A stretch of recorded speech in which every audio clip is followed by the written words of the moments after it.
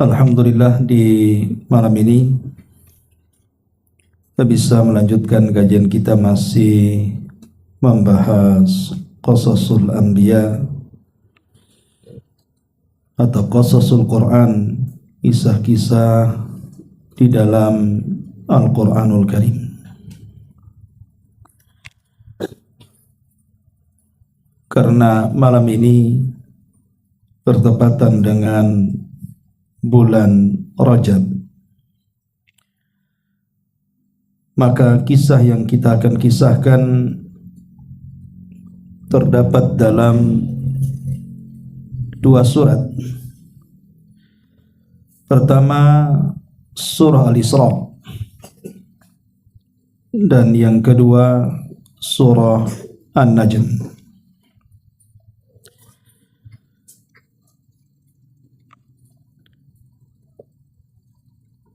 Dua surat ini menjelaskan kepada kita tentang dua peristiwa besar yang dialami Nabi SAW di bulan Rajab. Pertama bicara tentang sejarah Isra, dan yang kedua bicara tentang sejarah Mi'raj. Kalau kita gabungkan menjadi Isra dan juga Mi'raj. Apa itu Isra? Isra artinya perjalanan yang dilakukan di malam hari. Adapun Mi'raj adalah perjalanan Nabi dari Masjidil Aqsa ke Sidratil Muntaha. Inilah dua peristiwa yang kita akan kisahkan di malam hari ini. Baik, ma'asyiral muslimin wal muslimat rahimakumullah. Terjadi silang pendapat tentang kapan terjadinya peristiwa besar ini. Pertama, pendapat yang dipilih oleh Al-Imam At-Tabari bahwa peristiwa Isra ini terjadi bertepatan dengan diangkatnya beliau menjadi nabi. Jadi ada dua hadiah yang diberikan Rasul, pertama kenabian, dan yang kedua peristiwa Isra dan juga Mi'raj. Kedua, pendapat Al-Imam An-Nawawi dan juga pendapat Al-Imam Al-Qurtubi mengatakan bahwa peristiwa Isra ini 5 tahun setelah beliau diangkat menjadi nabi. Artinya tahun kelima setelah diangkat beliau menjadi nabi. Yang ketiga, pendapat yang lainnya bahwa kejadian Isra Mi'raj ini terjadi di tanggal 27, tepat di bulan Rajab tahun ke-10 setelah kenabian. Dan itu yang dinukilkan Al-Imam Ibn Ishaq, seorang pakar sejarah. Kemudian yang keempat, Isra dan Mi'raj ini terjadi sebelum hijrah 6 bulan dan 10 hari. Dan bulannya terjadi di bulan Ramadan pada tahun 12 setelah kenabian.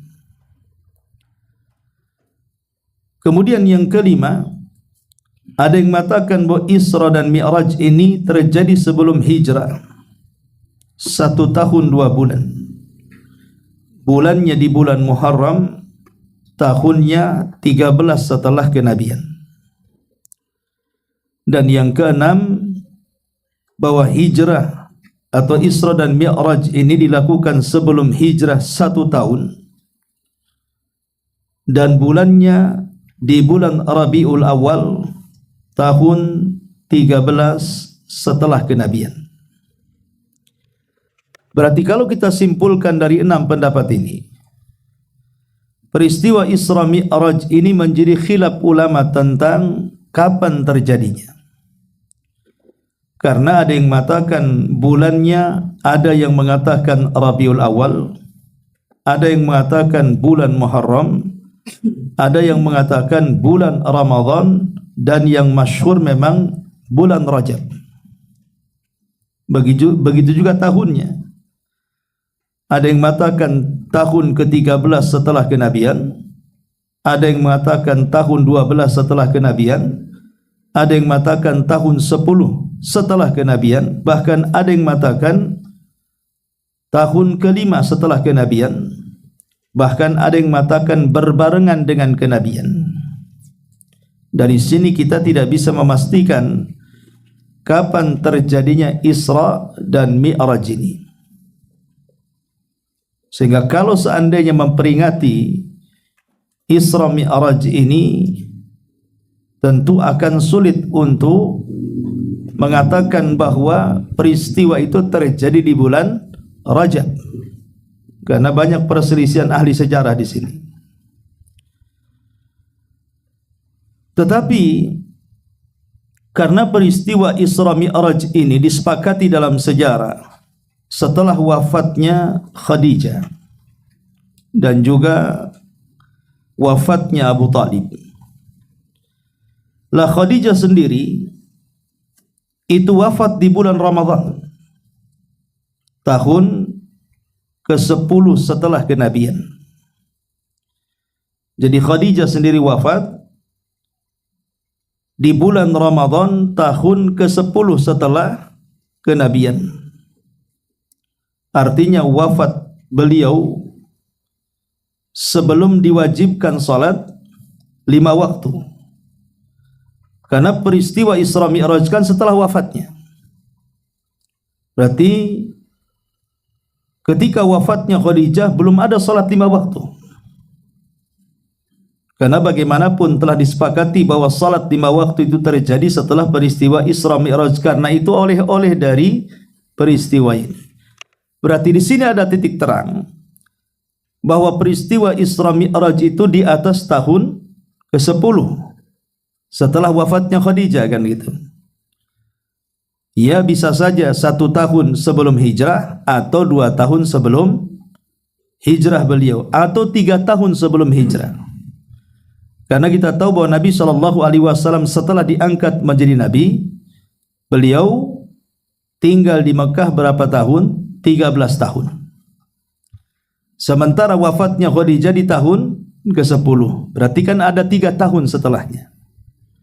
Berarti ada kemungkinan peristiwa ini terjadi 1 tahun sebelum hijrah, atau 2 tahun sebelum hijrah, atau 3 tahun sebelum hijrah, setelah wafatnya Khadijah. Tetapi bulannya memang tidak bisa dipastikan, karena di sini ada yang mengatakan Rajab, ada yang mengatakan Ramadan, ada yang mengatakan Muharram, dan ada yang mengatakan Rabiul Awal. Tetapi pendapat yang masyhur dari kalangan ulama sejarah, seperti yang dinukilkan oleh Imam Ibnu Ishaq, bahwa Rasul sallallahu alaihi wasallam melakukan Isra ini di bulan Rajab. Tetapi ada kemungkinan di bulan-bulan yang lainnya. Ini saya katakan pendapat yang masyhur dari kalangan ahli sejarah. Baik. Ma'asyiral muslimin wal muslimat rahimakumullah. Sebenarnya peristiwa Isra Mi'raj ini ada pemicunya. Karena kan peristiwa ini diberikan atau dihadiahkan Allah Subhanahu wa taala kepada Rasul kita ini kan dalam rangka ta'ziyah.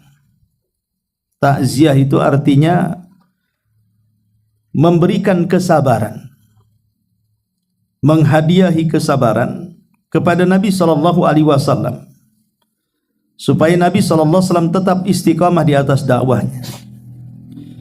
Karena sebelum peristiwa ini Nabi sallallahu alaihi wasallam sangat terpukul jiwanya. Bagaimana tidak? Pertama, kematian Abu Talib.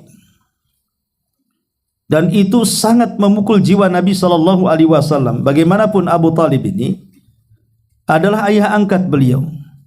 Sudah merawat Nabi SAW dari usia 8 tahun sampai menikah dengan Khadijah, sampai menolong ketika beliau berdakwah. Bahkan terjadinya pemboikotan Bani Hashim, maka Abu Talib orang yang paling berperan untuk membela Nabi SAW. Sehingga saat wafatnya Abu Talib ini, Nabi SAW sedih sekali. Sampai setiap malam beliau berdoa kepada Allah Subhanahu wa taala agar Allah mengampuni dosa-dosanya. Masalahnya Abu Talib ini kan mati kafir. Sehingga sekuat apapun Nabi berdoa memintakan ampun akan dosa-dosa Abu Talib, maka Allah Subhanahu wa taala tidak mengizinkannya. Bahkan menurunkan ayat dan mengatakan, maka nalin nabi an yastaghfiru lil musyrikin walau kanu ulil qurba. Tidak layak bagi seorang nabi memintakan ampun kepada orang musyrik walaupun itu keluarga dekatnya, walaupun pamannya. Sehingga kecewalah Nabi SAW. Dia tidak bisa lagi menolong Abu Talib. Tetapi meski demikian, satu hari Nabi SAW pernah duduk bersama Abbas, paman beliau yang masuk Islam. Dan Abbas menceritakan kepada Nabi SAW tentang jasa Abu Talib. Bagaimana jasanya yang sangat besar kepada dakwah Nabi SAW yang tidak bisa dilakukan siapapun. Tapi sayang dia mati kafir. Apakah jasanya kepada Islam itu bermanfaat untuk dia? Maksudnya di akhirat. Maka Nabi SAW terdiam sampai akhirnya dapat wahyu memberitakan bahwa Abu Talib akan mendapatkan syafaat khusus. Apa syafaat khususnya? Di mana pada awalnya Abu Talib itu berada di gelombang api neraka, tapi oleh Rasul diselamatkan dan hanya ditempatkan di neraka yang tingginya hanya setumit beliau, atau dengan istilah beliau berada di sandal neraka. Tetapi meskipun demikian, nerakanya hampir sampai tumit saja, tapi cukup untuk mendidihkan otak kepalanya. Dan itulah satu-satunya orang kafir yang masuk neraka yang diringankan azabnya karena syafaat khusus dari Nabi SAW, tetapi tidak bisa mengeluarkan dia dari neraka. Sehingga ada sebagian ulama akidah tidak mau mengistilahkan dengan syafaat khusus, karena syafaat itu harus mengeluarkan pelakunya dari neraka, sehingga tidak bisa dikatakan syafaat. Tapi ada juga yang mengatakan tetap syafaat karena ada keringanan, tetapi disebut syafaat khusus namanya, khusus untuk Abu Talib saja. Lah kematian Abu Talib ini mengguncang dada Nabi. Bagaimana tidak? Dengan kematian Abu Talib, secara otomatis para pembesar Quraisy itu makin berani menyentuh Nabi, yang dulunya tidak berani menyentuh secara langsung karena berhadapan dengan Abu Talib. Karena Abu Talib kan pemimpin Arab masalahnya. Ketika kemudian Abu Talib meninggal dunia, secara otomatis musuh-musuh Nabi SAW lebih mudah leluasa dan lebih mudah untuk menyentuh Nabi SAW, mengancam, bahkan bisa saja melakukan upaya pembunuhan. Yang kedua, kesedihan ini tidak berhenti sampai di sini, karena 6 bulan setelahnya Khadijah meninggal. Dan kita tahu bahwa Khadijah itu istri Nabi SAW yang paling dicintai beliau. Rasul tidak pernah berpoligami ketika dia menikah dengan Khadijah, karena Khadijah itu sama dengan banyak wanita. Satu wanita sama dengan banyak wanita, sehingga Rasul tidak berhajat berpoligami, karena wanita yang sangat sempurna. Sampai-sampai Nabi SAW mengatakan, kamu la minar rijali kathirun, banyak dari kalangan laki-laki itu yang sempurna, tetapi sedikit dari kalangan wanita, kecuali 4 orang, kata Rasul. Pertama Asiyah bintu Muzahim, yang kedua Maryam bintu Imran, yang ketiga Khadijah bintu Khuwailid, dan putrinya Fatimah bintu Muhammad SAW. Dari sini Nabi SAW memuji Khadijah, memposisikan satu di antara 4 wanita yang sempurna di dunia. Makanya wajar meninggalnya Khadijah ini menjadikan tahun kematiannya disebut Amul Hazni, tahun kesedihan.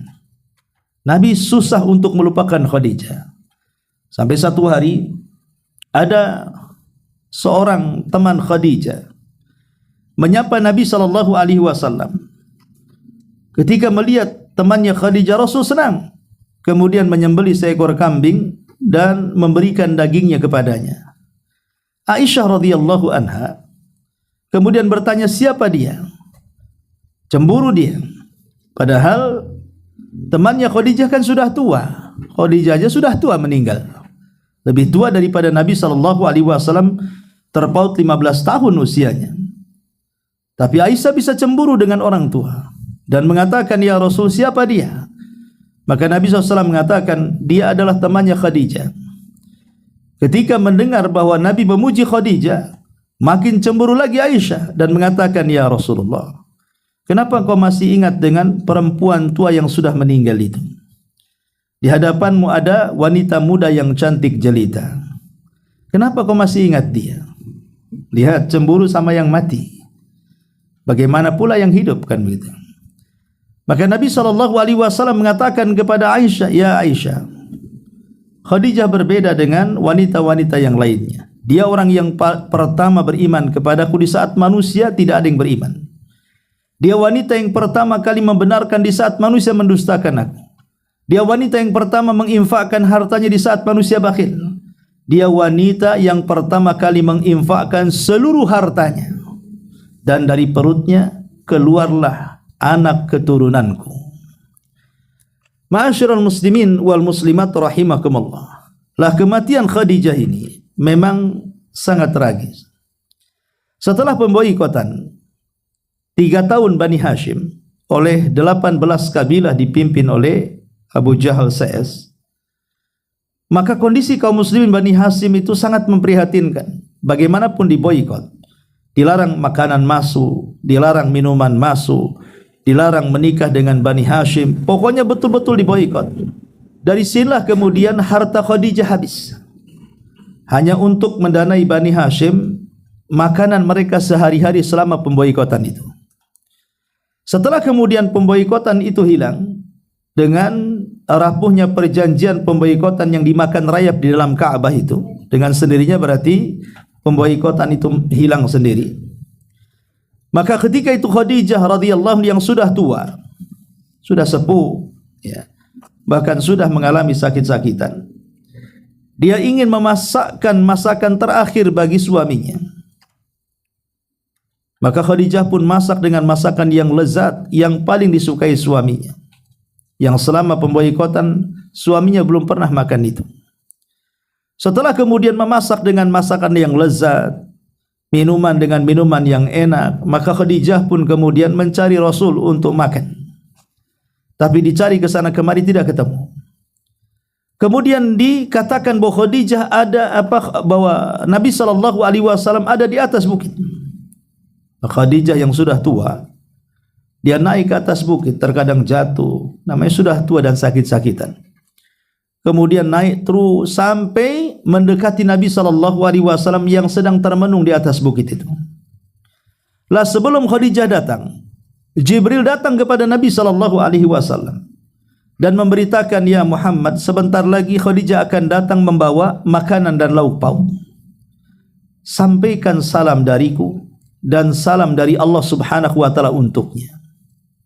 Satu-satunya wanita yang mendapatkan salam dari Allah adalah Khadijah. Ya, Aisyah mendapatkan salam tapi dari Jibril, bukan dari Aisyah. Bukan dari Allah Subhanahu wa taala, tapi Khadijah dia mendapatkan salam langsung dari Allah Subhanahu wa taala. Kemudian kata Jibril, setelah kau sampaikan salam dari Allah dan dariku, sampaikan juga kabar gembira kepada Khadijah, bi baitin fil jannah, bahwa dia akan mendapatkan satu istana di sorga, la khasaba fiha wala nasab, di mana istana itu tidak akan ada keletihan dan tidak ada kebisingan. Sampaikan kepadanya. Kemudian Jibril hilang, pergi. Maka Khadijah datang.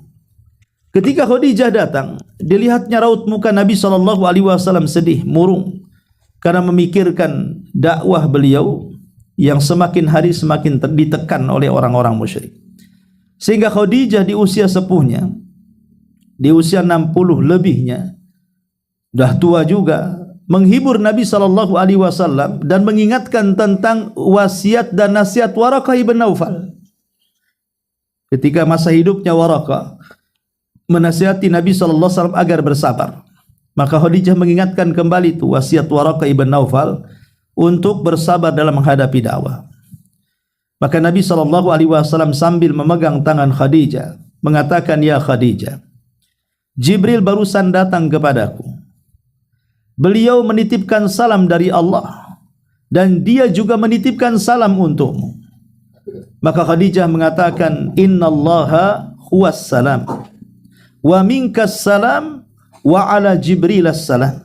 Sesungguhnya Allah adalah as-salam dan untukmu juga as-salam dan untuk Jibril juga as-salam. Artinya Allah adalah juru keselamatan dan juga engkau semoga mendapatkan keselamatan, dan untuk Jibril juga semoga mendapatkan keselamatan. Maka Rasul mengatakan, "Ya Khadijah, sesungguhnya Allah memberi kabar gembira kepadamu bahwa engkau akan mendapatkan istana di sorga yang tidak ada kepenatan dan kebisingan." Maka Khadijah saking bahagianya memeluk Nabi SAW. Rupanya itulah pelukan terakhir, karena saat dipeluk dan memeluk Nabi SAW, nyawanya diambil malaikat maut.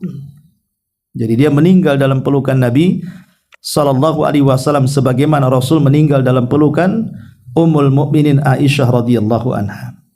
Lah, kisah meninggalnya Khadijah ini sangat menekan Nabi. Makanya Nabi SAW ketika itu sangat sedih. Ditambah-tambah kemudian permusuhan orang-orang kafir Quraisy semakin sengit. Mereka sudah mulai mengancam untuk membunuh, bukan hanya sekedar menyiksa para sahabatnya, bahkan membunuh keluarga Ammar ibn Yasir, menyiksa Bilal, Khabab dan yang lainnya. Bahkan sudah hampir menyentuh Nabi. Sehingga Nabi SAW semakin sesak dadanya. Maka satu malam Nabi SAW berada di rumah Ummu Hani. Ummu Hani ini bibi Rasul SAW, karena dia adalah putri daripada Abdul Muttalib. Ada yang mengatakan di malam itu dia menginap di rumah Ummu Hani. Tapi ada yang mengatakan malam itu beliau menginap di Hatim. Ada yang mengatakan beliau juga menginap di Hijr Ismail di samping Ka'bah. Tiba-tiba tengah malam, langit pun bercahaya. Rupanya dari langit ini turun Jibril alaihi salam dan beberapa para malaikat menemui Nabi SAW yang sedang tertidur, kemudian dibangunkan. Setelah dibangunkan, maka Jibril mengatakan kepada Nabi SAW, "Ya Muhammad, innallaha yad'uka li ziyaratihi." Ya Muhammad, sesungguhnya Allah mengundang kamu untuk menziarahinya. Maka Rasul kaget. Mungkinkah Allah ingin diziarahi? Kata Jibril, tentu engkau akan menziarahi Allah subhanahu wa ta'ala. Saking senangnya Nabi SAW mengatakan, kapan itu terjadi? Kata malaikat Jibril, malam ini. Tetapi engkau harus kubersihkan dulu hati dan dadamu. Akhirnya kemudian Nabi SAW pun dibelah dadanya, dan itu pembelahan kedua kalinya. Ada yang mengatakan ketiga kalinya, karena pembelahan dada ini pertama terjadi ketika Nabi SAW berusia 4 tahun di pangkuan seorang wanita, ibu susuan Nabi SAW, Halimah Sa'diyah. Karena kita tahu bahwa Nabi SAW itu memiliki 4 ibu susuan. Pertama ibundanya sendiri, Aminah bintu Wahbin. Kemudian yang kedua Suwaibah. Suwaibah ini budaknya Abu Lahab yang dimerdekakan.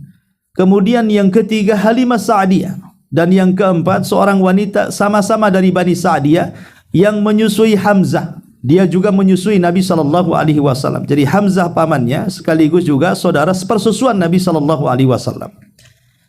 Lah, salah satu ibu susuan Nabi yang paling masyhur yang dicatat dalam sejarah adalah Halimah Sa'diyah.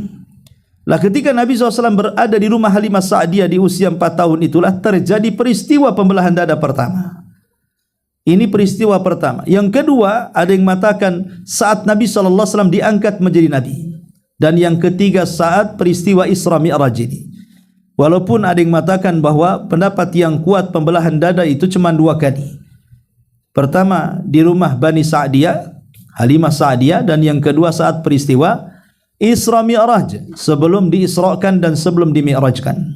Maka Nabi SAW dibelah dadanya, kemudian dibersihkan jantungnya dari kotoran-kotoran dengan bejana emas dengan air zam-zam, kemudian dimasukkan kembali setelah diberikan ilmu, hikmah, kebijaksanaan, pengetahuan, keadilan, macam-macam dimasukkan dalam dada Rasul dan dibersihkan dari penyakit hati, kemudian dimasukkan lagi dan dijahit kembali. Dan inilah operasi para malaikat, berbeda medisnya dengan manusia tentunya. Ma'asyiral muslimin wal muslimat rahimakumullah. Lah setelah itu baru kemudian Jibril alaihi salatu wassalam memerintahkan Rasul untuk menunggangi kendaraan para nabi yang disebut dengan Buraq. Buraq ini memiliki postur panjang, tapi dia tidak sebesar kuda, artinya dia lebih kecil daripada kuda. Tetapi tidak sekecil keledai, bighal, dia lebih besar daripada bighal. Artinya lebih kecil dari kuda, tapi lebih besar daripada keledai. Sedang saja, tapi memiliki postur yang panjang. Sekali melangkah, maddal basar, sejauh mata memandang. Dan itu adalah kendaraan para nabi. Itulah kendaraan para nabi. Buraq itu kendaraan para nabi. Ada yang mengatakan, walaupun sebagian ulama sejarah menganggap riwayatnya lemah, saat Nabi SAW menunggangi Buraq itu, namanya Buraq tidak pernah ditunggangi Nabi. Mungkin para nabi yang lain pernah menungganginya, tapi Nabi SAW kan baru itu dia menunggangi Buraq, sehingga Buraq ini terasa asing dengan orang yang menungganginya, sehingga risih dia. Akhirnya kemudian malaikat Jibril pun marah dan mengatakan, "Uthbut ya Buraq, uthbut ya Buraq, diam kau Buraq. Wallahi ma akrama ala wajhil ardi." Tidak ada manusia yang lebih mulia di permukaan bumi ini yang menunggang di atasmu melebihi Muhammad sallallahu alaihi wasallam. Maka Buraq pun terdiam sampai Rasul naik di atas punggung Buraq. Setelah Nabi sallallahu alaihi wasallam menunggangi Buraq, melesatlah Buraq itu. Melesat sangat kencang sekali. Ada beberapa riwayat bahwa Nabi SAW itu mampir di beberapa tempat bersejarah, di antaranya kelahiran Isa di Bethlehem atau Baitul Lahmin, kemudian juga di Bukit Tur, tempat turunnya wahyu kepada Musa Taurat. Baru kemudian Nabi SAW melesat ke Masjidil Aqsa. Masjidil Aqsa, masjidnya para nabi dan rasul, masjid yang bersejarah. Masjidil Aqsa, dengan datangnya Nabi SAW ke Masjidil Aqsa menunjukkan apa? Kemuliaan Masjidil Aqsa. Karena Nabi SAW sempat singgah di masjid itu. Dan Nabi SAW sudah ditunggu para nabi. Lalu bagaimana berjumpa para nabi dalam masjid itu? Sementara para nabi sebagian mereka, bahkan kebanyakan sudah meninggal. Hanya nabi yang belum meninggal itu hanya Isa bin Maryam atas kehendak Allah, dan itu pun akan meninggal di akhir zaman. Tapi kan selain Isa, semua para nabi meninggal. Hatta Khadir sekalipun, pendapat yang kuat dia meninggal. Khidir juga Idris juga sama, menurut pendapat yang kuat dia meninggal. Hanya satu yang belum meninggal, Isa bin Maryam, tapi akan meninggal di akhir zaman. Lalu bagaimana kemudian Nabi SAW ditunggu dengan para nabi di dalam masjid itu? Ada yang mengatakan itu arwahnya. Jadi arwah para nabi diutus oleh Allah Subhanahu wa taala dari kuburan-kuburan mereka supaya berkumpul di Baitul Maqdis. Kemudian digambarkan arwah itu dengan gambaran para nabi. Kemudian Nabi SAW salat mengimami seluruh para nabi dan rasul di Baitul Maqdis, Masjidil Aqsa itu. Seolah-olah kata para ulama, kenapa nabi mesti jadi imam? Bukankah di situ ada nabi-nabi yang senior dibandingkan Rasul? Ada yang mengatakan bahwa nabi hendak dinobatkan sebagai nabi akhir zaman. Bahkan nabi akan dinobatkan sebagai Sayyidul Anbiya, pemimpin para nabi. Seolah-olah para nabi mengatakan, inilah estafet terakhir kenabian, ditugaskan untuk mendakwahkan tauhid, dan engkaulah akhir para nabi sekaligus pemimpin para nabi dan yang menyempurnakan seluruh syariat para nabi. Makanya kemudian Nabi sallallahu alaihi wasallam menjadi imam di Baitul Maqdis di belakangnya para nabi. Setelah Nabi sallallahu alaihi wasallam salat bersama para nabi, tiba-tiba kemudian Jibril datang membawa 4 minuman. Pertama, Nabi sallallahu alaihi wasallam dihadapkan dengan air mineral, kemudian air susu, kemudian air madu, kemudian khamar, karena ketika itu khamar belum diharamkan. Ingat, khamar itu diharamkan periode Madinah. Periode Mekah khamar belum diharamkan, makanya dihidangkan. Ya. Ketika Nabi sallallahu alaihi wasallam hendak mengambil madu, terlalu berat minum madu. Karena bagaimanapun madu kan kental, agak berat meminumnya. Kalau seandainya dia mengambil air putih terlalu ringan.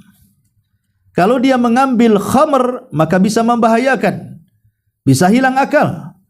Kemudian dia mengambil minuman yang tengah-tengah, air susu. Tidak terlalu berat, tidak terlalu ringan, dan tidak memabukkan. Akhirnya diambillah air susu itu dan diminum Nabi sallallahu alaihi wasallam. Maka akhirnya Jibril mengatakan, laqad hudita wa hudiyat ummataka. Ya Muhammad, engkau sudah diberikan hidayah dengan mengambil air susu itu, dan umatmu juga akan diberikan hidayah. Artinya kenapa Nabi SAW dikatakan seperti itu? Karena Nabi SAW ketika menghindarkan diri dari khamar, artinya Nabi SAW sudah diberikan hidayah sesuai dengan fitrah.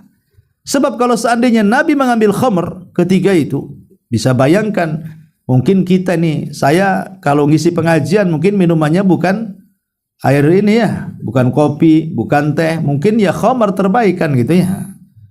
Pasti antum menjamu ustadz pasti pakai khamr jadinya kan. Ya pulang teler lah, oleng-oleng ya kan. Iya kalau mamanya habis ngaji minumnya. Kalau sebelum ngaji minum apa enggak oleng duluan tuh? Ya tapi kan Nabi SAW tahu bahwa itu minuman tidak jelas, akan memabukkan, fitrahnya menolak. Makanya Jibril memberikan kemudian kata-kata, engkau telah diberikan hidayah dan umatmu akan dapat hidayah dengan sebab kau mengambil air susu dan tidak mengambil khamr tadi. Makanya Nabi SAW ketika di Madinah melihat bagaimana dampak bahayanya khamr, sehingga Rasul mengatakan al-khamru ummul khaba'ith, bahwa khamr itu adalah masdar induk dari seluruh keburukan. Ma'asyiral muslimin wal muslimat rahimakumullah. Lah setelah kemudian Nabi SAW mengambil khamr, mengambil susu dan meminumnya dan tidak mengambil khamr, maka sampai di sinilah peristiwa yang disebut dengan Isra. Sekarang masuk pada peristiwa yang kedua yang disebut dengan Mi'raj. Ma'asyiral muslimin wal muslimat rahimakumullah. Bicara tentang Mi'raj. Mi'raj itu diambil dari kalimat araj, artinya tangga. Nah, ini namanya Mi'raj nih. Nah, ini tangga nih. Dalam bahasa Arab Mi'raj itu tangga, alat untuk naik. Ya semacam eskalator kalau dibeli di mall, semacam lift. Intinya untuk naik ke atas lah, alat untuk naik ke atas. Tapi bagaimana cara naiknya Nabi SAW? Apakah pakai lift seperti di mall, ataukah eskalator, ataukah manual tangga seperti ini? Kapan sampainya sampai langit kan itu? Ya tentu yang tahu hanya Allah Subhanahu wa ta'ala. Ada yang mengatakan Rasul diberikan rop-rop. Rop-rop itu semacam sayap diletakkan di bahunya, kemudian terbang bersama Jibril menembus langit.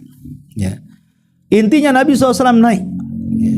Setelah kemudian Nabi SAW bersama Jibril naik, sampailah di langit pertama.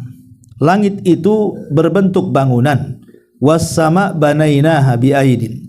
Dan langit kami bangun, artinya langit itu dalam bentuk bangunan. Samalah dengan rumah tingkat 2 kayak gini nih. Ini kan bangunan ada dak-dakan gitu ya. Kita tidak bisa menembus dak-dakan kecuali dari tangga dari pintunya. Lah langit juga sama. Tidak bisa kita menembus langit kecuali lewat pintunya. Memang pintu langit itu banyak. Makanya Allah mengatakan dalam surah An-Naba, wa futihatis sama fakanat abwaba. Ya. Kalimat abwaba itu menunjukkan jamak, artinya bukan satu pintu. Langit itu banyak pintunya. Tapi pintu yang paling besar yang menembus langit itu hanya sejajar dengan Baitul Maqdis. Dan itulah pintu utamanya bahasa kitanya. itu pintu langit, pintu utamanya itu sejajar dengan Baitul Maqdis. Makanya Rasul naik dari situ, turun pun dari situ. Sebab kalau seandainya ada pintu yang lain di Mekah, nah, ngapain Nabi SAW harus balik ke Baitul Maqdis? Langsung saja di Masjidil Haram. Turunnya kan begitu. Kenapa mesti naik dari situ? Turun juga dari situ. Karena itulah pintu utamanya. Makanya Nabi SAW dan Jibril naik dari Baitul Maqdis menuju langit pertama. Dan pintunya tertutup. Maka Jibril alaihi salatu wassalam kemudian mengetuk pintunya. Ingat, Jibril itu kan pemimpin para malaikat, ikhwan. Tapi langit itu punya aturan. Walaupun dia ketuanya, tetap harus mengikuti aturan. Tetap dia harus mengetuk pintu. Bukan sembarang buka, saya ketua. Nggak bisa gitu juga kan gitu. Artinya bahwa tetap ada aturannya. Ketuk dulu, salam dulu, kemudian ditanya, Waalaikumsalam, man, siapa kamu? Kemudian Jibril mengatakan, ana Jibril. Waman ma'aka, siapa yang bersamamu? Muhammad, awaqad uhiya ilai, apakah sudah diwahyukan boleh naik? Kata Jibril, ya tentu. Barulah kemudian mereka pun membuka pintu langit. Kemudian Nabi dan Jibril naik dan sampailah di langit pertama. Ingat, jarak bumi ke langit pertama menurut riwayat Abdullah bin Mas'ud itu sejarak 500 tahun perjalanan. Tapi bisa ditempuh hanya beberapa waktu di malam hari. Lah di langit pertama ini berjumpa dengan siapa? Nabi Adam alaihi salatu wassalam. Kemudian Jibril mengatakan, ya Muhammad, itulah ayahmu. Itulah bapakmu Adam. Ucapkan salam kepadanya. Maka Nabi SAW mengucapkan salam. Assalamualaikum ya abana Adam. Maka Adam alaihi salatu wassalam menjawab, waalaikumsalam. Marhaban bibnin salih wa nabiyyin salih. Selamat datang anakku yang baik dan nabiku yang baik. Kemudian Nabi SAW melihat raut Adam ini agak aneh. Karena kalau dia melihat ke arah kanan, dia tertawa. Kalau dia mengarah ke arah kiri, dia menangis. Sehingga Nabi SAW bertanya kepada Jibril, kenapa Adam seperti itu? Maka Jibril mengatakan, apabila dia menoleh ke kanan, kenapa dia tersenyum dan tertawa? Karena anak-anak turunannya mereka masuk surga. Tapi ketika menoleh ke kiri, dia menangis karena di antara anak-anak turunannya ada yang masuk neraka. Itulah dia menangis. Intinya bahwa Nabi SAW berjumpa dengan Adam. Kemudian naik lagi ke langit kedua. Ingat, perjalanan langit pertama kedua sama dengan perjalanan bumi ke langit pertama. Sejarak 500 tahun perjalanan. Tapi bisa ditempuh dengan waktu yang singkat. Kemudian mengetuk pintunya. Kata malaikat penjaga pintu langit kedua, man, siapa engkau? Kata Jibril, saya Jibril. Saya Jibril. Waman ma'aka, siapa yang bersamamu? Muhammad. Awaqad uhiya ilai, apakah sudah diperintahkan dia boleh naik? Sudah, kata Jibril. Buka, akhirnya dibuka. Berjumpalah dengan siapa? Nabi Allah Isa bin Maryam dan Yahya ibn Zakaria alaihi wassalam. Kata Jibril, berikan salam kepada dua nabi yang saleh itu. Maka Nabi SAW mengucapkan salam kepada Isa dan mengucapkan salam kepada Yahya. Maka keduanya mengatakan, marhaban bi sahibin saleh wa nabiyyin saleh. Selamat datang saudaraku yang baik dan nabiku yang baik. Kemudian Nabi SAW naik lagi ke langit ketiga. Sama persis mengetuk pintu. Malaikat mengatakan, siapa anda? Jibril mengatakan, saya Jibril. Siapa yang bersama anda? Muhammad. Apakah sudah diwahyukan boleh naik? Boleh, dan sudah diwahyukan. Diangkatlah kemudian pintu, maka dia bisa naik ke langit ketiga. Disitulah berjumpa dengan Nabi Allah Yusuf alaihi salatu wassalam. Maka Jibril mengatakan, berikan salam kepada Nabi Yusuf. Maka kemudian Rasul memberikan salam kepada Nabi Yusuf. Maka Yusuf mengatakan, waalaikumsalam, marhaban bi sahibin saleh wa nabiyyin saleh. Selamat datang saudaraku yang baik dan nabiku yang baik. Kemudian naik lagi ke langit keempat, sama juga seperti itu, berjumpa dengan Idris. Kemudian naik lagi ke langit kelima, berjumpa dengan Nabi Harun. Kemudian naik lagi ke langit keenam, berjumpa dengan Nabi Musa. Naik yang ke langit terakhir, berjumpa dengan Ibrahim alaihi salatu wassalam. Saat berjumpa dengan Nabi Ibrahim, malaikat Jibril mengatakan, berikan salam kepada kakek buyutmu Ibrahim alaihi salam. Maka Rasul mengucapkan salam, kata Ibrahim, waalaikumsalam marhaban bibnin saleh wa nabiyyin saleh. Selamat datang anakku yang saleh dan nabiku yang saleh. Maka Rasul SAW melihat Ibrahim sedang bersandar di tiang Baitul Ma'mur, Ka'bahnya para malaikat. Al-jaza min jinsil amal.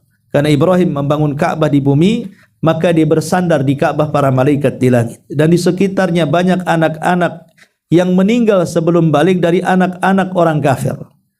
Mereka akan menjadi anak-anak penghuni sorga.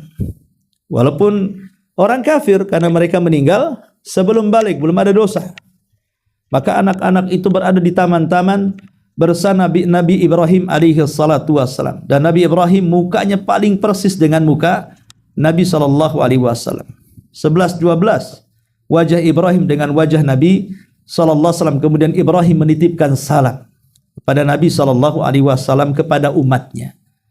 Makanya kenapa dalam setiap tasyahud, baik tasyahud awal menurut pendapat yang membaca secara lengkap seperti Albani mengatakan tasyahud awal dengan akhir itu sama bacaannya. Tapi ada yang mengatakan tasyahud awal dengan akhir itu berbeda. Karena tasyahud awal itu sampai syahadat saja. Adapun salawat itu terjadi di tasyahud akhir. Dan itu pendapat Syekh Shalih Fauzan. Alasannya karena di tasyahud akhir ada doa, makanya ada salawat. Lah salawat yang dibaca dalam salat itu adalah salawat Ibrahimiyah. Allahumma salli ala Muhammad wa ala ali Muhammad kama sallaita ala Ibrahim wa ala ali Ibrahim innaka Hamidum Majid. Kenapa kita harus bersalawat dengan salawat Ibrahimiyah? Ini dalam bentuk jawaban salam dari salamnya Nabi Ibrahim alaihi salatu wassalam kepada Rasul saat peristiwa Isra Mi'raj. Karena dia menitipkan salam kepada kita sebagai umatnya. Makanya sebagai umatnya kita pun kemudian bersalawat kepada Nabi Ibrahim dengan salawat Ibrahimiyah. Dan ingat, itulah lafaz salawat terbaik. Dari seluruh lafaz salawat adalah salawat Ibrahimiyah. Kalau kita ingin bersalawat kepada Rasul dengan salawat terbaik, di luar salat lah maksudnya, maka lafadznya gunakan seperti lafaz salawat dalam salat. Kalau kita ingin bersalawat kepada Rasul di luar salat, mengambil lafaz terbaik dalam bersalawat kepada Rasul, gunakanlah salawat Ibrahimiyah. Kata ulama, ini salawat terbaik dari seluruh lafaz salawat yang diajarkan Nabi sallallahu alaihi wasallam. Maka Nabi sallallahu alaihi wasallam selepas itu kemudian diperlihatkan banyak peristiwa. Salah satunya Ka'bah para malaikat. Nabi SAW diperlihatkan Ka'bah para malaikat, di mana setiap hari masuk ke dalam Ka'bah para malaikat Baitul Ma'mur itu 70.000 malaikat tawaf, kemudian keluar dan tidak pernah kembali. Besoknya datang malaikat yang lainnya dengan jumlah yang sama 70.000, kemudian tawaf, kemudian keluar dan tidak pernah kembali. Besoknya datang malaikat baru dengan jumlah yang sama, kemudian tawaf, kemudian keluar dan tidak pernah kembali.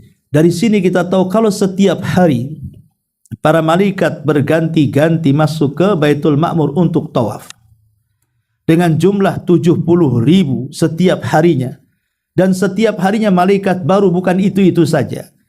Maka kita tahu bahwa kekuasaan Allah itu luar biasa, karena tentaranya tidak ada yang tahu jumlahnya kecuali Allah Subhanahu wa taala. Wa ma ya'lamu junuda rabbika illahu wa ma huwa illa dzikra lil bashar. Allah katakan tidak ada yang tahu jumlah para malaikat kecuali Allah Subhanahu wa taala.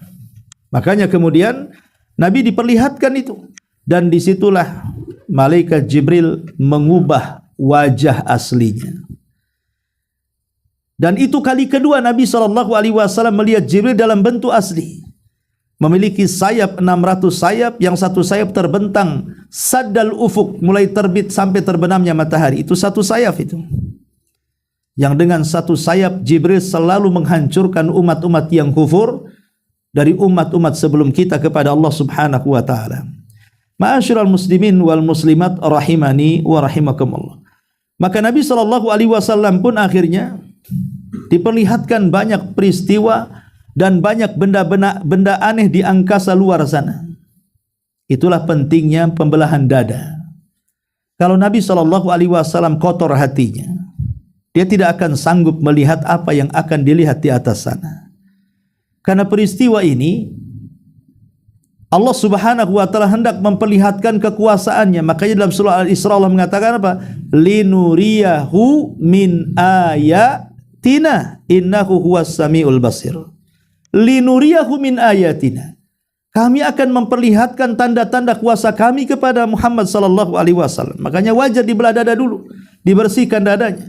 Karena akan banyak dilihat di langit, mulai para nabi, langit-langit, Baitul Ma'mur, sampai kelak akan diperlihatkan sorga dan juga isi neraka.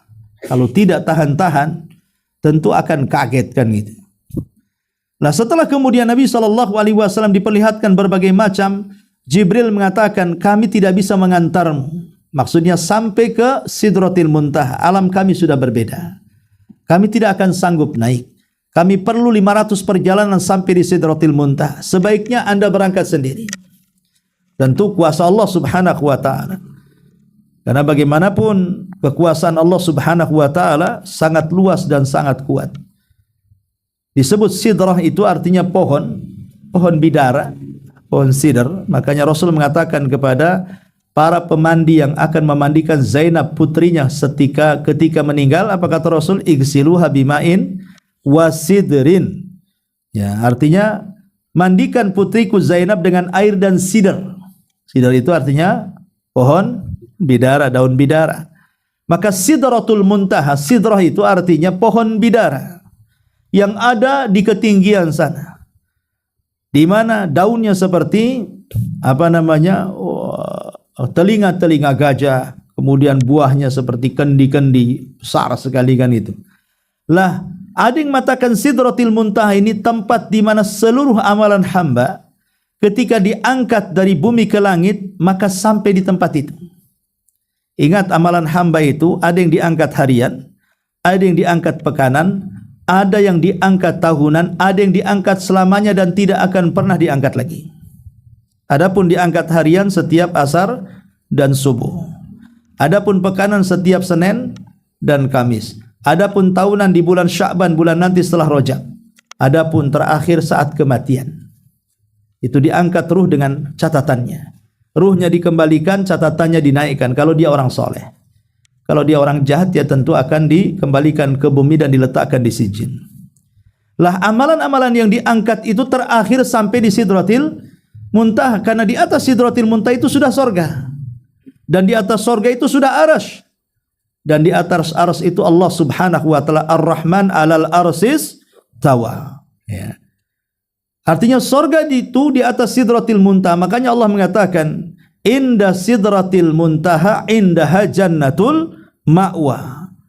Di sisi Sidratil Muntaha dan di atasnya sorga yang akan menjadi tempat para manusia yang beriman.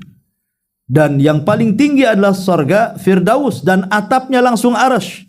Makanya Nabi SAW mengatakan, idza sa'altumullaha fas'alul firdausil a'la fa innahu a'lal jannah wa fawqahu arsyur rahman. Apabila minta sorga, mintalah Firdaus, kata Nabi, karena itu sorga yang paling tinggi, atapnya langsung arsy.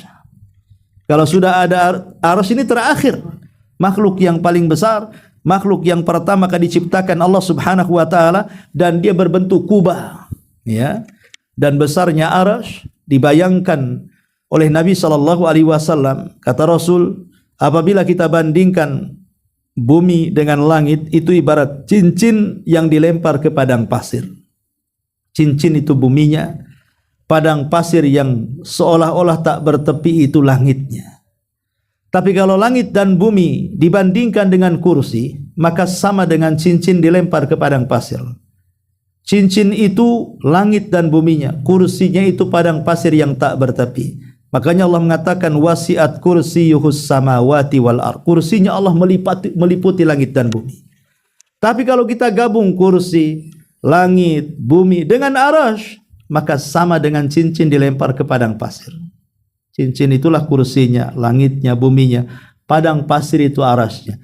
Macam mana yang menciptakan semuanya? Allahu Akbar. Allah lebih besar daripada semua makhluknya. Dan Allah berada di atas ketinggian. Ar-Rahman 'alal arsy istawa. Ilaihi yas'adul kalimut thayyib. dan banyak dalil yang menunjukkan ketinggian Allah Subhanahu wa taala. Sebagaimana Rasul mengatakan kepada seorang jariyah, "Aina Allah?" Maka jariyah ini mengatakan, "Allahu fis sama." Allah di langit. Ma'asyiral muslimin wal muslimat rahimakumullah. Lah ketika Nabi sallallahu alaihi wasallam sampai di Sidratil Muntaha, maka Nabi sallallahu alaihi wasallam ketika itu mendapatkan 3 wasiat dari Allah Subhanahu wa taala, 3 perintah dari Allah Subhanahu wa taala. Perintah yang pertama tentu salat 5 waktu.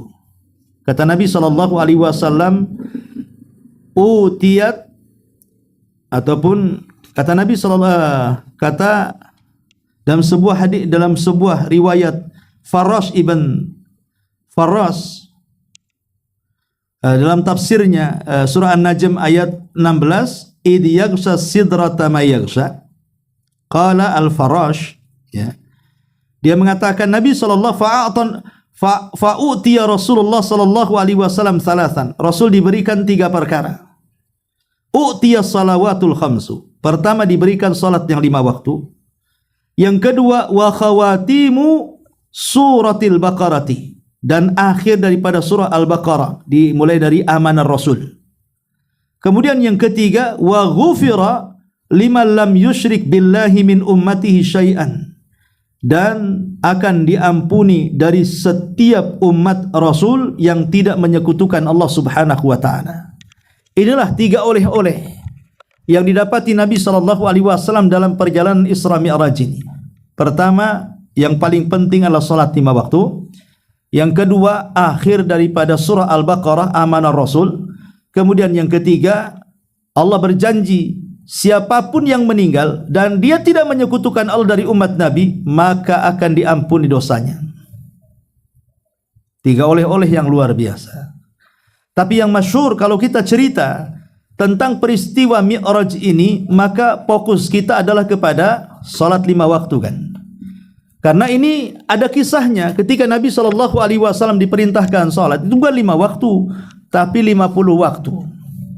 Makanya saat kemudian Rasul turun, kemudian berjumpa dengan Musa, Musa bertanya, "Apa yang diperintahkan Allah kepadamu untuk umatmu?" Maka Nabi sallallahu alaihi wasallam mengatakan, "Khamsina salatan."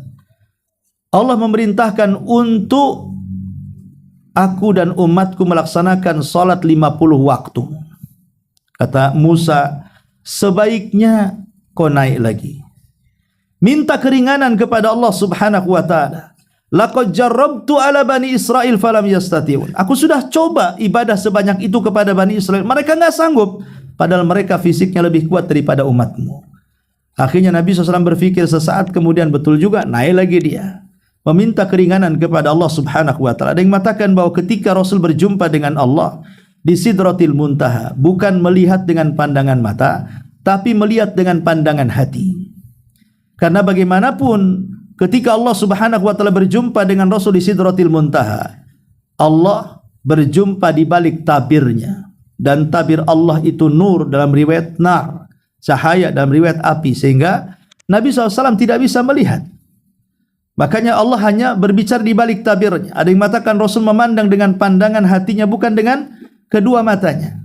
Makanya ketika Aisyah radhiyallahu anha ditanya atau bertanya kepada Nabi SAW, apakah engkau melihat Rabbmu saat peristiwa Mi'raj? Maka Rasul mengatakan, nurun inni ara, cahaya yang kulihat. Artinya Rasul tidak melihat Allah, hanya melihat cahayanya saja. Maka Nabi SAW naik meminta tawaran, janganlah umatku tidak sanggup, sebaiknya ya Rabb kau ringankan. Akhirnya Allah pun meringankan 5 waktu menjadi 45. Akhirnya Nabi SAW turun, berjumpa dengan Nabi Musa. Kata Nabi Musa, umatmu tidak sanggup, naik lagi, minta keringanan. Akhirnya Rasul naik lagi, minta keringanan kepada Allah, diringankan 5 waktu, jadilah 40 waktu. Rasul turun lagi ke Nabi Musa. Kata Nabi Musa, naik lagi, naik turun, naik turun. Setiap naik 5 waktu dikurangi, setiap naik 5 waktu dikurangi. Dari 50, 45, jadi 40, jadi 35, 30, 25, 20, 15, 10, sampai 5. Kata Musa, umatmu gak sanggup, naik lagi. Udah 5 waktu tuh, Musa mengatakan umatmu gak sanggup, naik lagi. Minta keringanan dari Allah Subhanahu wa ta'ala. Anda bisa bayangkan kalau setiap naik 5 yang di korting, kemudian tinggal 5 naik lagi, kira-kira ada sholat atau tidak? Habislah sholat itu. Ya, makanya Nabi SAW mengatakan fastahyaitu rabbi, aku malu, enggak bisa lagi, enggak, udah cukup 5 waktu. Karena Allah menjanjikan bahwa setiap kebaikan itu dilipat gandakan 10 kali lipat. Berarti salat 5 waktu sama dengan 50 waktu. Karena 1 dilipatkan 10. Berarti 5 dikalikan 10 berarti sama juga dengan 50 waktu. Maka Nabi SAW mendapatkan oleh salat 5 waktu. Kemudian akhir surah Al-Baqarah, dan wasiat Allah kepada orang yang mentauhidkan dan tidak menyekutukan akan diampuni dosanya. Selepas itu Nabi SAW diperlihatkan berbagai macam ayat-ayatnya, tanda-tandanya. Salah satunya Nabi SAW diperlihatkan sorga, bahkan masuk ke dalam sorga. Saat Rasul masuk ke dalam sorga, Rasul melihat sebuah istana besar terbuat dari emas. Kemudian Rasul mengatakan, untuk siapa istana ini wahai Jibril? Kata Jibril, itu istananya untuk orang Arab. Kata Rasul, aku kan orang Arab.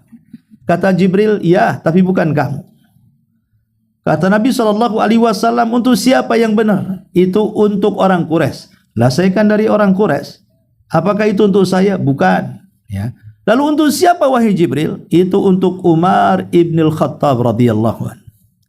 Ketika Rasul penasaran seperti apalah istananya Umar bin Khattab ini, hampir dia melangkahkan ke istana. Di pintu istana di bidadarinya Umar. Maka Rasul menundukkan pandangan, kemudian tak jadi. Saat berjumpa dengan Umar, Rasul menceritakan istananya. Kata Umar, "A'agharu 'alaika ya Rasulullah? Haruskah ku cemburu kepadamu? Hanya gara-gara bidadari kau tak masuk ke istanaku?" Kata Umar, "Apakah harus cemburu denganmu? Hanya gara-gara bidadari yang ada di istanaku. Kenapa kau tak masuk?" Kata Umar. "Tidak wahai Umar, itu istanamu. Pada di sorga itu kan semua halal, memandang siapa aja kan halal di sorga itu, nggak ada yang haram di sana. Tapi itulah bentuk Nabi SAW menghargai Umar bin Khattab, tidak masuk ke istananya." Kemudian juga Nabi SAW mencium bau yang semerbak harumnya. Kemudian ditanya Jibril, itu bau siapa? Kata Jibril, itu baunya Masyitah, tukang sisir putri Fir'aun, yang dibakar oleh Fir'aun hidup-hidup dalam bejana kuali yang penuh dengan minyak. Maka al-jaza min jinsil amal, saat di bumi dia dibakar dengan bau menyengat dari asap, maka di sorga dia pun diharumkan jasadnya, sehingga Rasul mencium baunya. Bagaimanapun dia adalah seorang wanita mujahidah yang mempertahankan imannya sampai satu keluarga digoreng tapi tidak ada yang murtad. Kemudian Nabi SAW melihat lagi, tapi ini bukan melihat, mendengar ada suara sandal yang sedang berjalan, tapi tak nampak orangnya, hanya sandalnya saja yang berjalan. Kemudian Rasul mengatakan, Jibril, itu suara apa? Maka Jibril mengatakan, itu suara sandal. Kata Rasul, itu sandalnya siapa? Kemudian Jibril mengatakan, itu sandalnya Bilal ibn Rabah. Maka saat berjumpa dengan Bilal, Rasul menceritakan, ya Bilal, inni samitu khosataka fil jannah, mada tasna? Hai Bilal, aku mendengar loh suara sandalmu di sorga. Amalan apa yang kau lakukan? Kata Bilal, aku tidak melakukan apa-apa, illa kecuali ma tawadda'tu wudu'an illa waqad shallaitu rak'atain. Boleh jadi karena aku berwudu dan habis wudu melaksanakan 2 rakaat sunnah wudu. Jadi Bilal itu tidak pernah tidak menjaga kesuciannya. Setiap batal wudu, setiap batal wudu, setiap batal wudu. Pokoknya dia ingin suci terus, walaupun bukan untuk salat. Makanya dengan sebab itulah sandalnya sudah masuk surga dulu. Kalau sandal kita jangan ke neraka dulu. Jadi memang itulah sandalnya Bilal luar biasa. Ya, sudah masuk surga sebelum orangnya. Kemudian Nabi SAW melihat ada kebun baru ditanam sudah panen. Cuma aneh, kita aja di dunia nanam, disiram, dipupuk, baru tumbuh, tunggu 3 bulan baru panen kan itu. Ini enggak, langsung ditanam langsung panen. Kata Nabi SAW kepada Jibril, ini maksudnya apa? Maka Jibril mengatakan, itulah para mujahidin. Para mujahidin itu kalau mati langsung masuk surga, nggak ada proses hisab-hisab, nggak ada, langsung mati panen surga, gitu maksudnya. Itulah para mujahidin. Dan Nabi SAW banyak melihat perkara-perkara di surga. Kemudian setelah puas di surga, Nabi SAW keluar dari surga dan dia ingin melihat neraka.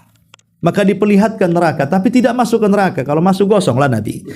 Maka Nabi hanya melihat dari luar saja. Kalau surga dia masuk, kalau neraka tidak, hanya melihat saja. Karena neraka ini kan luar biasa panasnya.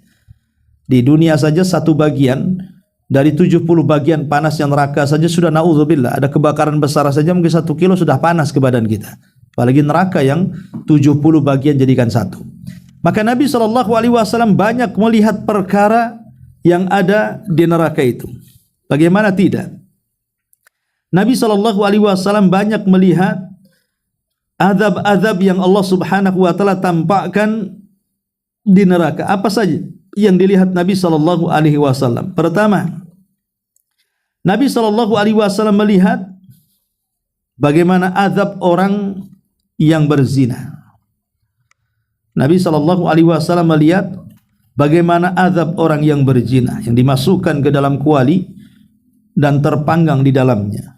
Kemudian Nabi SAW juga melihat ada orang yang kemudian berenang di air darah. Rupanya para pemakan riba. Ada juga yang mencakar-cakar mukanya dengan kuku dari nuhas, dari tembaga. Kemudian dikatakan, "Mahadan, ada apa orang itu? Kenapa mencakar-cakar daging mukanya sampai terkelupas dengan tulangnya, dengan cakarnya sendiri?" Kata malaikat Jibril, itulah orang-orang yang suka menggibah, yang suka menyingkap aib-aib saudaranya. Maka Allah Subhanahu wa taala buat azabnya seperti itu. Dan banyak lagi, intinya Nabi SAW diperlihatkan berbagai macam azab di neraka. Baru kemudian Nabi SAW selepas itu turun ke Masjidil Aqsa. Setelah turun ke Masjidil Aqsa, maka Nabi SAW pun kemudian dari Masjidil Aqsa naik buruk lagi. Kemudian setelah naik buruk, Nabi melesat dari Masjidil Aqsa ke Masjidil Haram. Maka keesokan harinya Nabi bingung apa yang harus diucapkan di tengah-tengah orang Quraisy, karena ini bagian daripada mukjizat harus disampaikan. Karena kan ada perintah salat. Macam mana cara menjelaskan perintah salat ini? Secara otomatis Rasul harus menceritakan kan bagaimana perjalanan malam ini. Bahwa di sini ada perintah salat, ada perintah membaca akhir surah Al-Baqarah, ada perintah orang yang tidak melakukan kesyirikan akan masuk surga, dan begitu seterusnya. Akhirnya Nabi SAW hanya bingung, ketemu dua orang musyrik pembesarnya, Al-Walid ibn Mughirah dan juga Abu Jahal, si Fir'aunnya umat ini. Maka kemudian Abu Jahal melihat, ada apa wahai Muhammad, nampaknya kau bingung, kalau ada masalah ceritakanlah, katanya. Maka Nabi SAW menceritakan kepada Abu Lahab. Abu Lahab itu mau nahan tawa, karena bagaimanapun ini cerita konyol. Tapi Abu Lahab tidak ingin mentertawakan sendiri. Dia seolah-olah serius mendengarkan cerita itu dan menjanjikan kepada Rasul, Muhammad, bagaimana kalau kisah ini kau ceritakan kepada orang ramai, biar aku yang mengumpulkan orang, aku yang menjadi panitianya, event organize-nya, biar aku kumpulkan orang-orang itu, kau ceritakan kepada manusia. Kata Rasul setuju. Akhirnya Abu Lahab meniat dia memang untuk mengolok-olok Rasul, tahu ini cerita konyol. Akhirnya kemudian Abu Lahab mengumpulkan orang. Maka Abu Lahab mengatakan, ceritakan apa yang kau ceritakan kepada kami dan Al-Walid, katanya. Maka Rasul pun menceritakan. Betul, keinginan Abu Lahab tercapai, karena mereka menganggap itu cerita konyol. Macam mana ada orang perjalanan 1 bulan dari Masjidil Haram ke Aqsa saja, perjalanan unta kan 1 bulan, masa bisa ditempuh dalam berapa waktu dalam malam? Belum lagi peristiwa Mi'raj yang naik ke Sidratil Muntaha, makinlah tidak masuk di akal. Maka kemudian orang-orang pun tertawa dengan cerita Nabi SAW. Bahkan para sahabat sendiri hampir ragu-ragu. Yang sudah masuk Islam saja merasa ragu-ragu dengan cerita itu. Ya wajarlah di zaman itu kan, maksudnya belum ada pesawat, belum ada mobil, belum ada kereta, sehingga logika-logika belum muncul. Ya. Tapi kalau sekarang umpamanya, logika itu kan bisa kita pecahkan. Contoh umpamanya ada 2 kecoa lah begitu ya. Yang satu kecoa mengatakan kepada kawannya, kemarin aku ke Jakarta. Kata kawan kecoanya, kau ngibul ya, sayapmu sekecil daun aja mau terbang ke Jakarta. Berapa jauh dari Batam ke Jakarta? Kata kecoa, demi Allah aku ke Jakarta. Akhirnya cerita di kawan-kawan kecoa yang lain. Mungkin ditertawakan sama kecoa-kecoa itu kan. Padahal ini kan bisa terjadi. Bisa saja antum ke Jakarta, kecoanya nyelip di tas antum. Kemudian antum pergi ke Jakarta bawa kecoa. Hanya sebentar di Jakarta balik lagi ke Batam. Kecoanya kemudian turun. Kata kecoa, aku dari Jakarta. Kata kawan-kawan kecoa, gila kau kan gitu kan. Sayap kecil gitu, kau mungkin udah matilah itu dimakan sama burung-burung tuh. Tapi kan dia betul ke Jakarta kan gitu kan. Dan memang waktunya memang beberapa jam saja ke Jakarta, balik lagi ke Batam. Tapi kan tidak semua kecoa pasti percaya kan. Lah ini kan logikanya betul tapi didustakan. Ini terjadi, tidak mustahil. Maka Nabi SAW juga tidak mustahil melakukan perjalanan yang begitu jauh dalam waktu singkat-singkatnya kan. Nah, tetapi kan orang-orang musyrik dasar mereka memang sudah memusuhi Rasul, tidak suka dengan Rasul. Wajar kalau mereka mencari alasan bahwa peristiwa ini hanya dongeng Nabi SAW. Mungkin bagi kita, kalau ini bukan yang bercerita Nabi, mungkin kita katakan cerita konyol juga. Tapi karena menceritakan Nabi SAW dan kewajiban kita beriman, maka kita katakan sami'na wa ata'na. Persis seperti yang dikatakan Abu Bakar Siddiq radhiyallahu an. Kalau seandainya ada cerita yang lebih mustahil yang keluar dari lisan Rasul, akulah yang pertama membenarkannya. Bagaimana aku tidak membenarkannya? Setiap hari turun wahyu dari langit. Ini peristiwa kecil, kata Abu Bakar. Maka sejak itulah Abu Bakar digelari dengan As-Siddiq. Makanya kalau menyebut nama Abu Bakar mesti belakangnya ada kalimat As-Siddiq. Abu Bakar As-Siddiq, Abu Bakar As-Siddiq. Kenapa As-Siddiq? Karena dia orang yang pertama membenarkan Rasul dalam peristiwa Isra Mi'raj ketika hampir semua orang-orang musyrik, bahkan para sahabat merasa ragu-ragu. Dia tampil tidak ada keraguan. Dia tampil tidak ada keraguan dan langsung membenarkan peristiwa itu. Sejak itulah dia disebut As-Siddiq. Itulah Abu Bakar As-Siddiq radhiyallahu an. Inilah sekilas tentang peristiwa Isra Mi'raj. Adapun pelajaran yang bisa kita petik, kenapa peristiwa ini terjadi kepada Nabi? Ya. Begini ikhwan, peristiwa ini terjadi saat kondisi Rasul terpuruk, sangat terpuruk sekali.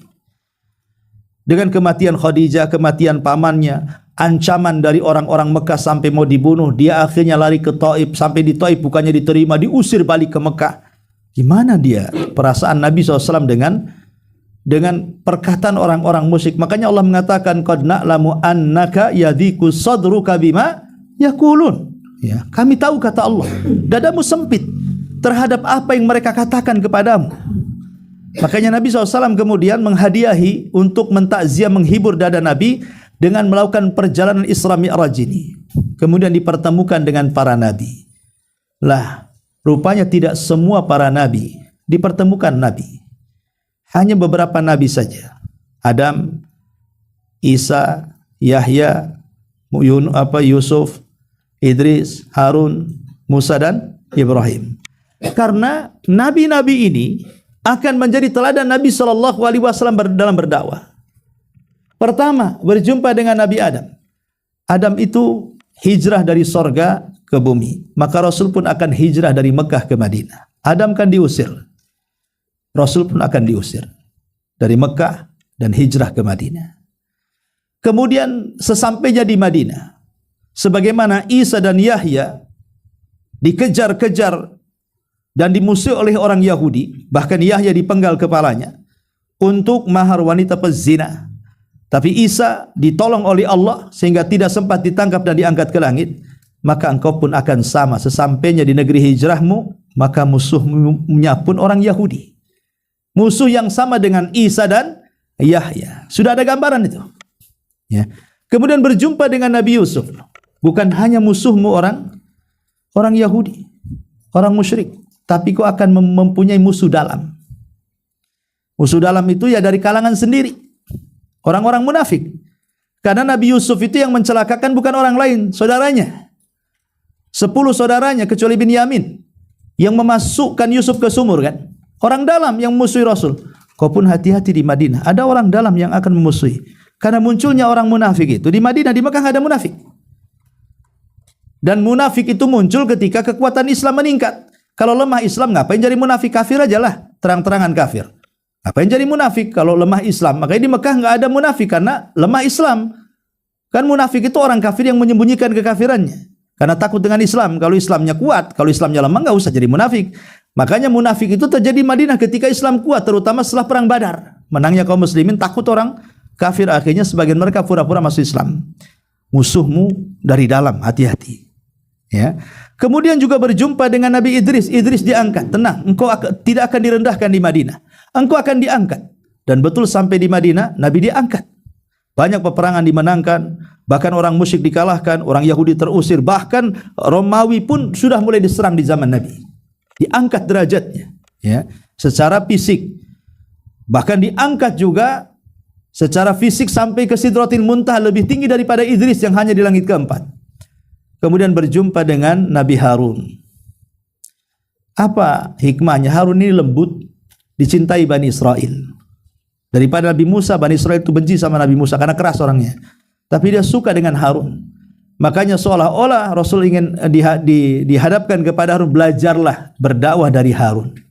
Lembutlah. Fa in kunta faddan ghalidal qalbi lan faddu min haulik. Ya. Kalau engkau keras kepala, nanti lari orang. Rasul suruh lembut dalam berdakwah, seperti Harun lembutnya dengan Bani Israel. Kemudian berjumpa dengan Musa. Musa ini penyabar. Orangnya paling penyabar. Makanya Rasul mengatakan, rahimallahu akhi Musa laqad udhiya katsiran fasabara. Semoga Allah merahmati saudaraku Musa. Banyak kali ujian dari Bani Israel tapi dia sabar. Seolah-olah Rasul dinasihati oleh Allah, sabarlah seperti Musa mengobati Bani Israel.